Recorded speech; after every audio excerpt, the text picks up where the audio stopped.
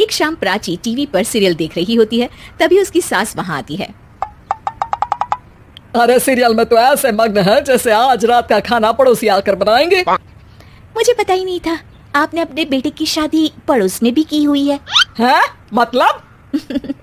मतलब इस घर में सारा काम बहू ही करती है, आप तो सिर्फ खर्राटे मारती हैं। अच्छा जी, फिलहाल तो तुम आराम फरमा रही हो, चलो जाओ, ये मेरे टीवी देखने का समय है। आहा, इसीलिए मुझे भगाया जा रहा है।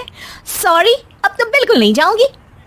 प्राची की इस बात पर दोनों सास बहू के बीच टीवी रिमोट के पीछे बच्चों जैसी छीना झपटी शुरू हो जाती है, जिसके बीच श्लोक भी काम से घर वापस आ जाता है।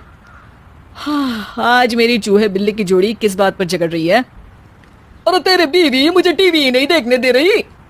अरे तुम्हारी मम्मी मुझे खाना बनाने के लिए फोर्स कर रही है। अरे वाह, ऐसे बेतुके रीजन पर तो बच्चे भी झगड़ा नहीं करते। अरे मुझे कुछ मत बोल, सब इसने ही शुरू किया है। हाँ हाँ, जैसे आप तो बहुत दूध की धूली है ना। अरे बस दोनों चुप। प्राची जाओ, खाने की तैयारी करो। और माँ तुम छोड़ो, तुम्हें क्या बोलूं, शांति से अपना सीरियल देखो, मुझे दोबारा लड़ने की आवाज सुनाई नहीं देनी चाहिए। ऐसा बोलकर श्लोक वहां से चला जाता है, जिसके पीछे पीछे प्राची भी कुछ न कुछ बड़बड़ाते हुए रसोई में चली जाती है। हाँ हाँ, सासू जी को तो कुछ बोलेंगे ही नहीं, बस मुझ पर ही हुक्म चलता है, खाना बनाओ, जैसे मैं इनके घर में खाना बनाने के लिए आई हूँ। इसी तरह शाम बीतती है और रात को श्लोक और प्राची की सास खाना खाकर सोने चले जाते हैं, लेकिन प्राची गुस्से में कुछ खाए बिना काम में ही लगी रहती है। इस घर में किसी को घंटा फिक्र नहीं पड़ता, मैं खाऊं या भूखी रहूं। प्राची कुछ देर के लिए रसोई से बाहर जाती है और जैसे ही वापस आती है तो वहां दूध का भरा ग्लास देखकर हैरान रह जाती है। फिक्र पूरी है, बस दिखाना नहीं है। प्राची दूध पीकर सोने चली जाती है और अगली सुबह एक बार फिर सास बहू का कार्टून नेटवर्क स्टार्ट हो जाता है। ये तुमने ही किया है। अरे अजीब जबरदस्ती है, मैं बोल रही हूँ मैंने कुछ नहीं किया। दोनों ने मिलकर पूरे घर को पागल खाना बनाया हुआ है। यहाँ कोई नॉर्मल इंसान तो रह ही नहीं सकता, इसीलिए अब पड़ोसी क्या रिश्तेदार भी घर आने से कतराते हैं। और सुन बेटे, तू भी चंगा, तेरी माँ भी चंगी, तेरी बीवी भी चंगी, रिश्तेदार। हाँ जी, आपको नहीं पता क्या, गंगाधर ही शक्तिमान है, रिश्तेदार ही। हाँ हाँ, बस समझ गया। कभी जानवरों जैसे लड़ेंगी तो कभी जुगलबंदी करेंगी। भाई मैं आप दोनों के बीच में नहीं फंसना चाहता।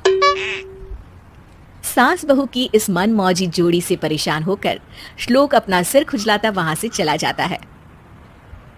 चलो अब मैं भी कीर्तन में जा रही हूँ।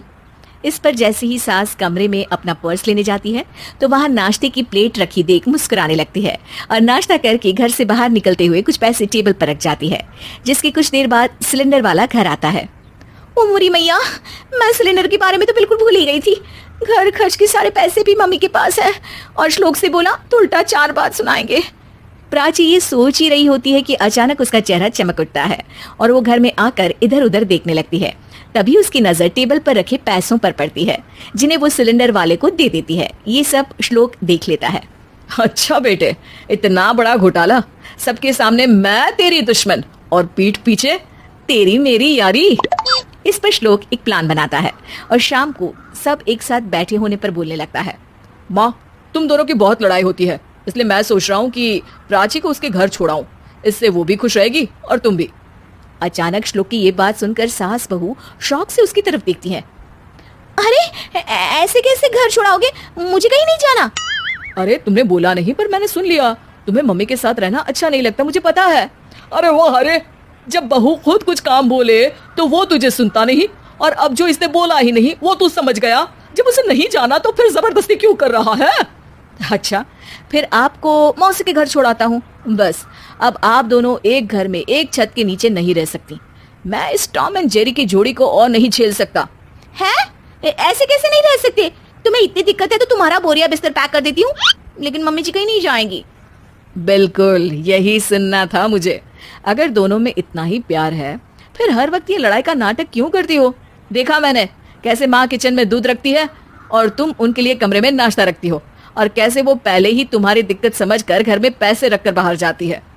अरे भाई, इतना ड्रामा तो डेली सोप में भी नहीं होता जितना तुम दोनों ने इस घर में फैलाया हुआ है। तू हमें टॉम एंड जेरी बोलता है ना, तो याद कर वो दोनों भी एक दूसरे को बाहर वालों की बुरी नजर से बचाने के लिए हमेशा सबके सामने लड़ते थे, लेकिन अकेले में दिक्कत के समय मदद भी तो करते थे। बस हमारा रिश्ता भी कुछ ऐसा ही है। और वैसे भी अगर सास बहू में तू मैं नहीं होती तो दुनिया वालों को कहानियां कैसे मिलेंगी?